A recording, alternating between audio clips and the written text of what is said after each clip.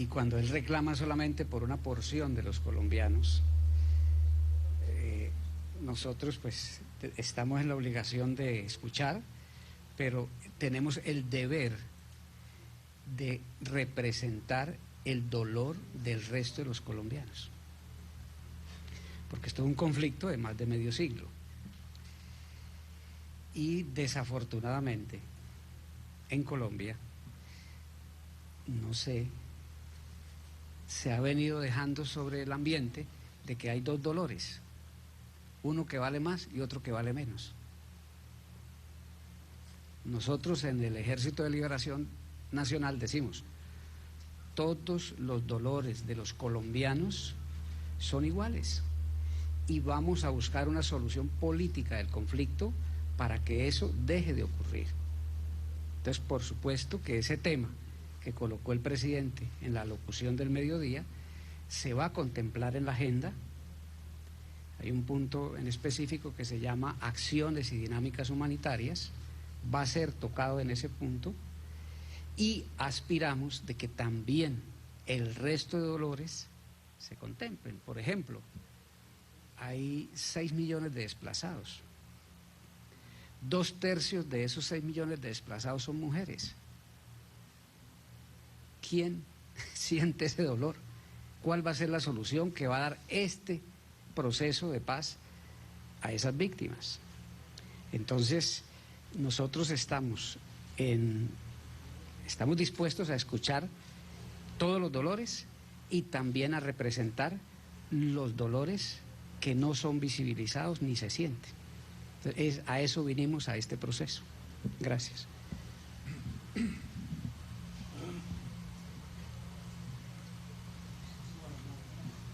Va a responder el comandante García y le corresponde la pregunta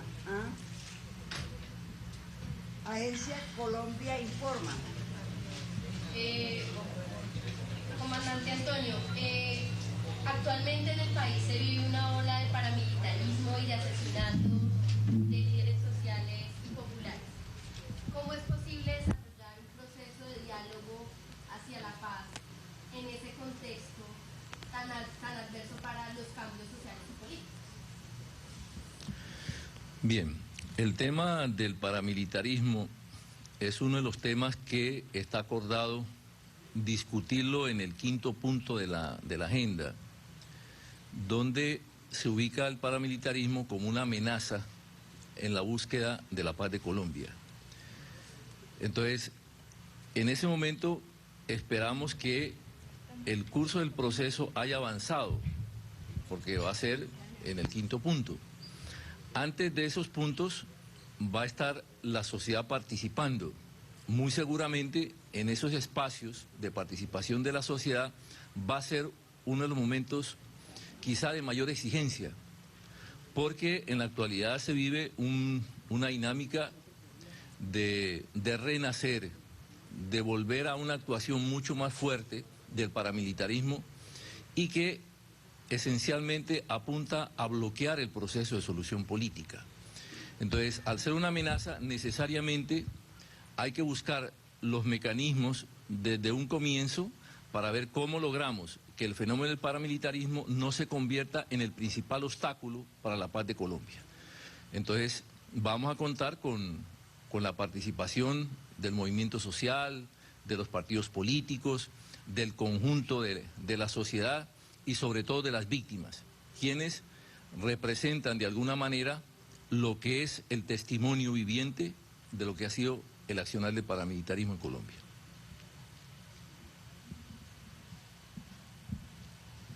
Bueno, le corresponde al comandante Paulo Beltrán para que conozcan los nombres. Responderle a Sí. RCN TV. ¿Quién es?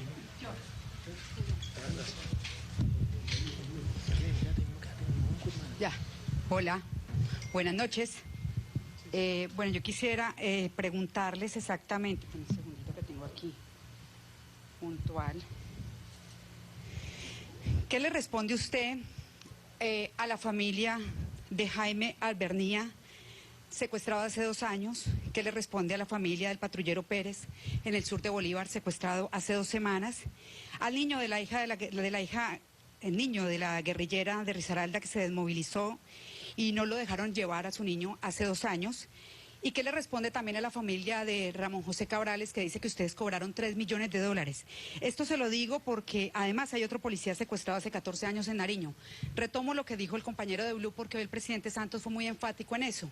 Entonces mi pregunta puntual es, ¿qué le responde usted específicamente a estos casos? Son 6 casos puntuales sobre personas que permanecen secuestradas por el ELN cuando se inicia un proceso o un acuerdo o unos diálogos que se van a dar. Bueno, les decía en la otra pregunta, en la anterior respuesta, que se trata de que le busquemos una solución política al conflicto y que respondamos a las víctimas. Los casos que usted mienta, voy a referirme a uno. Es un caso de un patrullero detenido en el sur de Bolívar el 20 de marzo. La orden que hemos dado es que sea liberado y muy pronto. La política que en esto tiene el Ejército de Liberación Nacional es que cuando hace detenidos de las Fuerzas Armadas, los trata bien y los libera rápido. Entonces, esa es la política y eso es lo que se va a hacer en este caso. En los otros, por supuesto que vinimos a esta mesa a tratar esos casos y otros, y nos gustaría, por ejemplo, que el canal suyo, al que usted representa, se abriera a escuchar todas las víctimas, no solamente un sector de las víctimas, ¿cierto? Esa es una invitación. Lo que pueden tener seguridad del Ejército de Liberación Nacional es que responde por los hechos que ocurren durante el conflicto y exigimos que la contraparte, que es el régimen colombiano, también responda. Entonces, lo que nosotros hacemos, pedimos que el régimen lo haga. Entonces, esa es la disposición y esa es la voluntad política que nos trae acá. Gracias.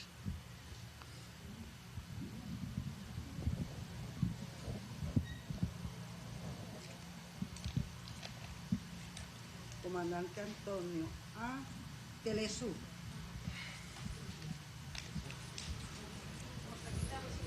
Telesur.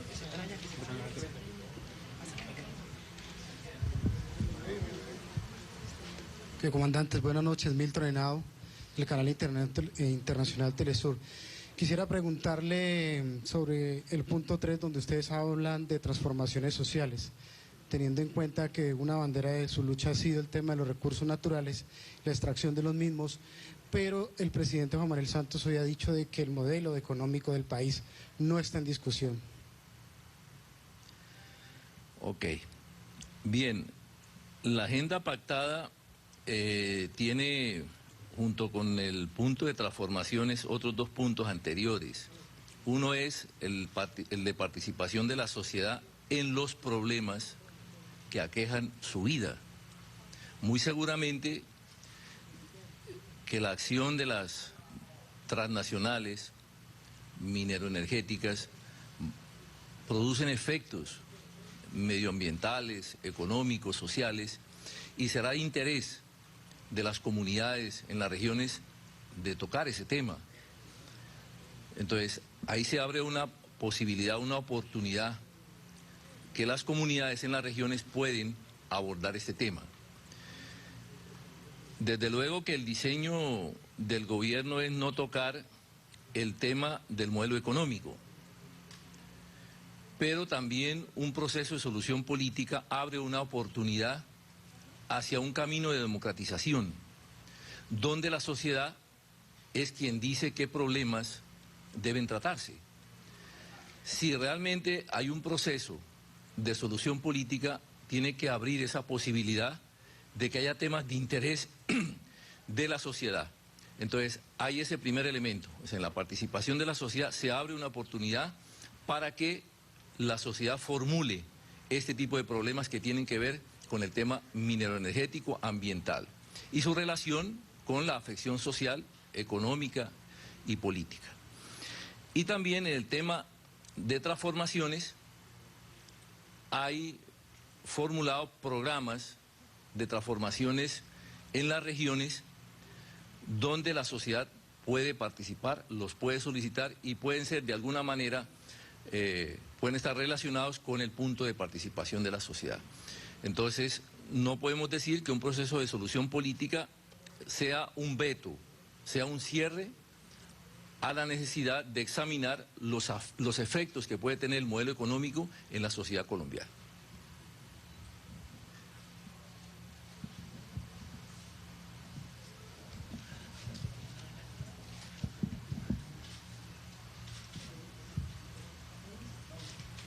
Bueno, vamos a hacer aquí Venezolana Televisión. Yo tuve que, porque ya estaban conectando, entonces vamos una sola preguntita como todos los demás para continuar luego en el otro. Sí, buenas tardes. Andrea López de Venezolana de Televisión.